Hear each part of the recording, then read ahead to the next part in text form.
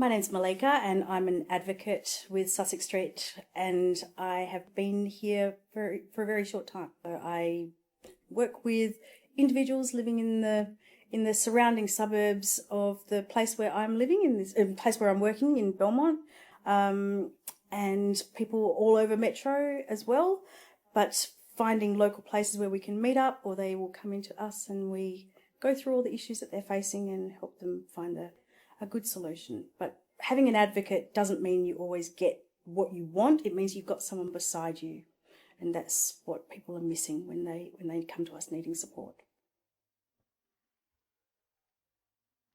So I'm way into my career, and this is going back to the basics of being client facing. So I've been a director and I've managed really big teams, where my staff were the ones who were doing that direct client contact, that working with people really directly. And when big issues happened, it would come up to me, more complex issues. So this is an opportunity for me to get back to the work that I probably wanted to do when I was leaving university, and it was being much more engaged with the people who were facing the issues that I may have already dealt with myself, or I've been involved in ways of solving those at the government end or at the service provider end.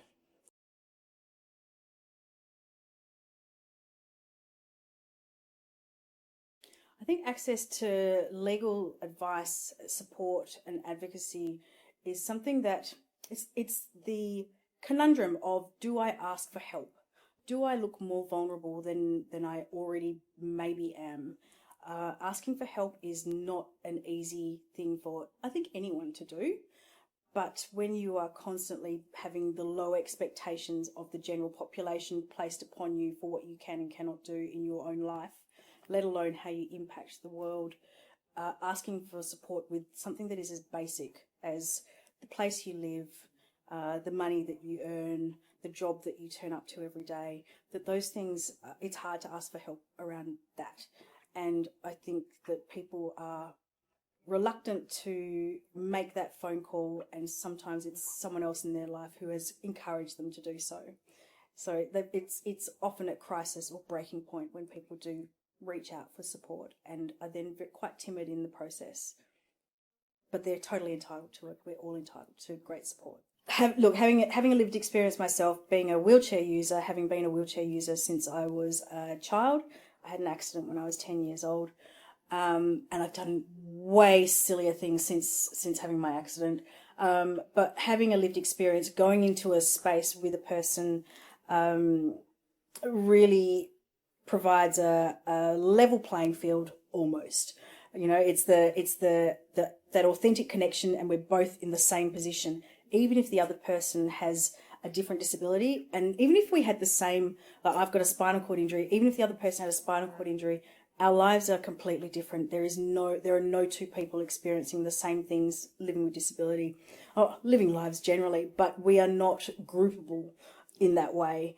But we do share common ground in that our need for access, while our need is the same as everyone else's, actually having it there for us in our lives day to day will look very different. But having that trust, building that trust immediately with someone, I think is easier when there's someone with a lived experience there. And I don't think that having a person who may have a family member, or there may be a parent of someone with a disability, that is still a remove from the actual lived experience, that walking in my shoes for laugh's sake is exactly what it means. Is you need to be in that skin to know what that feels like.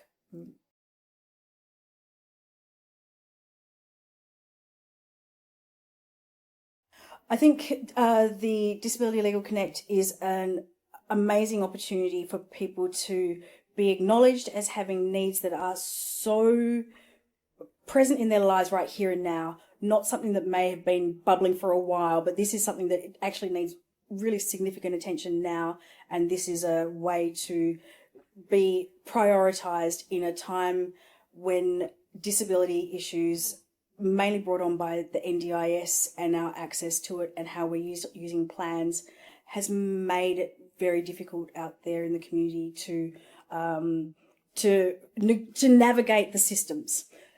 There's this great scheme called the NDIS, which is about creating an opportunity for better lives, and I'm absolutely behind it. I think it's an incredible, life-changing scheme, the best in the world. It's still very new, it's very young, and it needs time to iron out. But in ironing out some of those issues, of course, people's lives are at risk. People's happiness and well-being are compromised, and to have a platform that that acknowledges people straight away, that you get to connect with a service that is not a service provider, but a service that is there to support people advocating for themselves and getting good legal advice in a very, very complicated system, is really important, because it doesn't exist currently. And I think that in developing something with all of it's come from a very very knowledgeable space. So having something that we can deliver that is also about continuous improvement, that we can modify. This is not the printed out manual or list of services that you used to get, years and years ago, yes, but even more recently, where something is just a list, it's just something that then you go and look up yourself. That this is actually about connecting, referring into our system, and getting a person contacting you really quickly. That's what people need. We know that from the pandemic. When I was in the provider space, is when people were in lockdowns. When we went into a lockdown, and I say we because that's also what I was experiencing, just living in a home in the community, whereas other people who may have lived in services or in group homes, when we got a lockdown notice of Friday afternoon and we'd be back out Tuesday morning midnight, Monday midnight, those individuals may have been locked in for 2 weeks. So the opportunity for us to have an understanding of what that feels like is quite removed. We don't know what that feels like. We were in a bubble in Western Australia anyway, but that removal from the general population in a time of global crisis was really significant.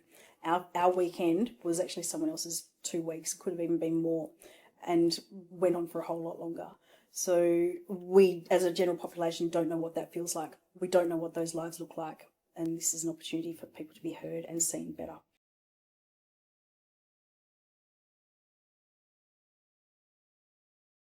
Having a website that you can go onto and find that this is actually disability specific right here and right now is really important, because it's acknowledging the difference inherent in living with a disability, in being in this life that I also lead by having an NDIS plan myself, which I think also makes for that more authentic connection in the advocacy space that I work in.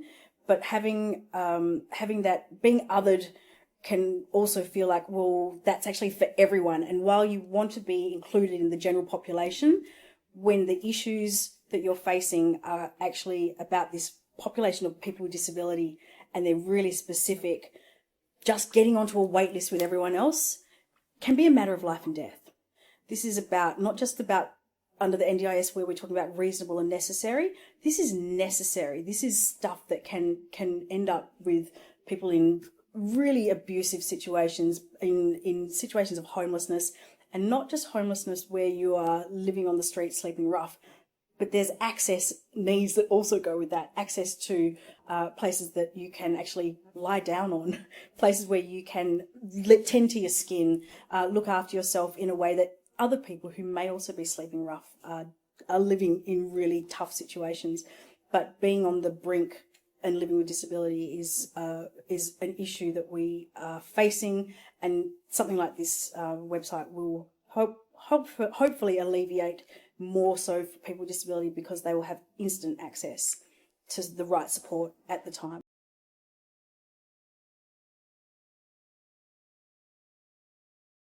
Having an advocate beside you who is not a family member, for all the best intentions that a family member has, being a citizen advocate and being a family member or a friend, there's always that opportunity for something to slide slightly away from absolutely in the interest of the person with a disability if they're not able to speak for themselves.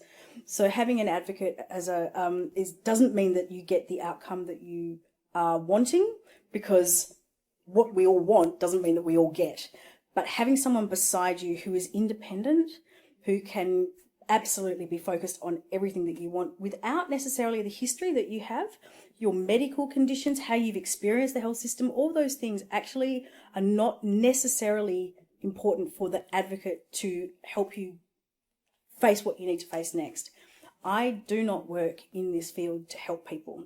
I'm here to, one, role model how you can lead a better life, to provide examples of how people can connect better, and to be there so that people can help themselves, so they can support, so they can actually build their own network of support, so they don't need to come back to us. But if they do, that's okay too, because it's always okay to ask for support.